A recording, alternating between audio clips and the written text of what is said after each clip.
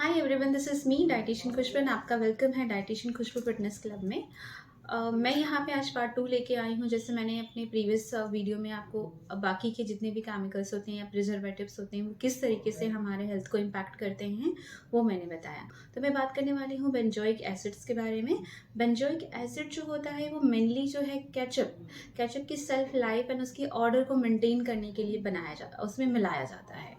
सो benzoic acid इसलिए हमारे health को इम्पैक्ट करता है क्योंकि बेंजोइक एसिड्स की वजह से भी स्किन पे रैशेस आते हैं एंड साथ में जो है आपके टंग एंड आपके फेस एंड आपका जितना लिप्स एरिया है इन सब पे स्वेलिंग आ जाती है। साथ में आपको डिफ़िकल्टी होती है सांस लेने में, ऐसा लगेगा कि बहुत धीरे सांस आ रही है या फिर आप सांस लेने में अनेबल होंगे।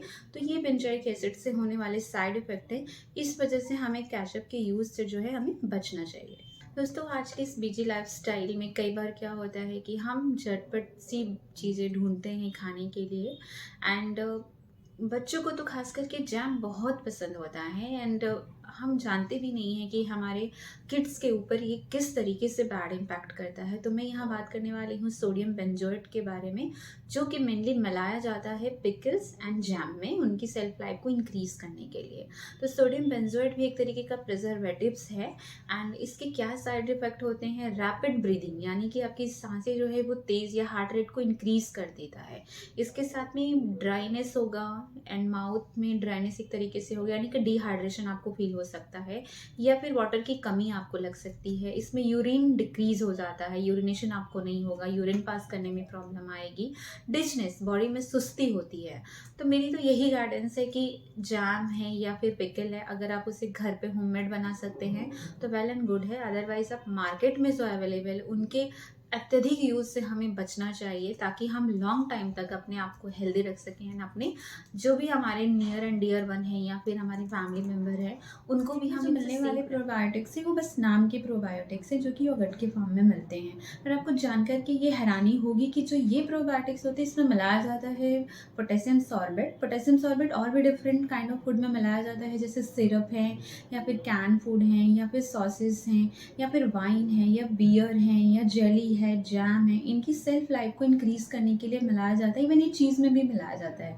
लेकिन आपको जान के ये और भी हैरानी होगी कि ये बहुत ज़्यादा इम्पैक्ट करते हैं हमारी किडनी हेल्थ को। अगर आप इनका सेवन एक लिमिटेड अमाउंट में नहीं करते हैं तो आपकी किडनी हेल्थ को भी बहुत ज़्यादा इम्पैक्ट करता है। मेरी गाइडेंस तो यही है, अगर आप प्रोबायोटिक के शौकीन हैं तो मार्केट में मिलने वाले प्रोबायोटिक का सेवन से बचिए एंड आप नेचुरली शक्कर एंड दही घर पे फ्रेशली प्रिपेयर्ड करके आप इसे एज अ प्रोबायोटिक का आप यूज़ कर सकते हैं, जो आपकी गट हेल्थ को और ज़्यादा इम्प्रूव करेगा।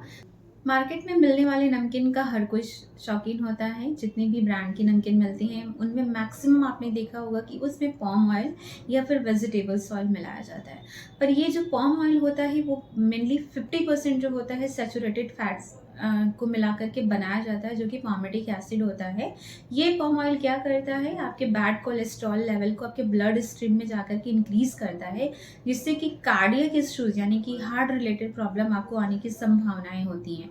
इन पाम ऑयल को मिलाने से आपका जो है, इनमें ट्रांस फैट तो नहीं होता है लेकिन ये सैचुरेटेड फैट इनमें बहुत ज़्यादा होता है, जिसकी वजह से आपका cholesterol level day by day बढ़ेगा अगर आप ज़्यादा पाम ऑयल का यूज़ करते हैं। तो ये पाम ऑयल क्या करता है कि स्किन में भी रैशेस क्रिएट करने का काम करता है। साथ में आपको इससे ड्राउजीनेस होगी, डिजनेस होगा, सुस्ती लगेगी, नींद आएगी, इस तरह की प्रॉब्लम्स आती हैं।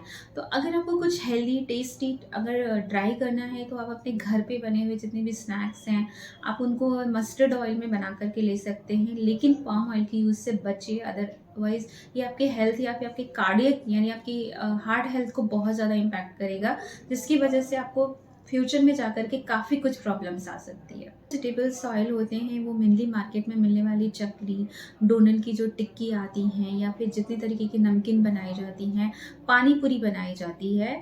पानी पूरी का तो नाम सुनते ही मुंह में पानी आ जाता है। पर मैं यहाँ बात करने वाली हूँ मेनली सोयाबीन ऑयल के बारे में, क्योंकि काफ़ी घरों में सोयाबीन ऑयल का यूज़ किया जाता है एज अ सेफर साइड उसको मान करके।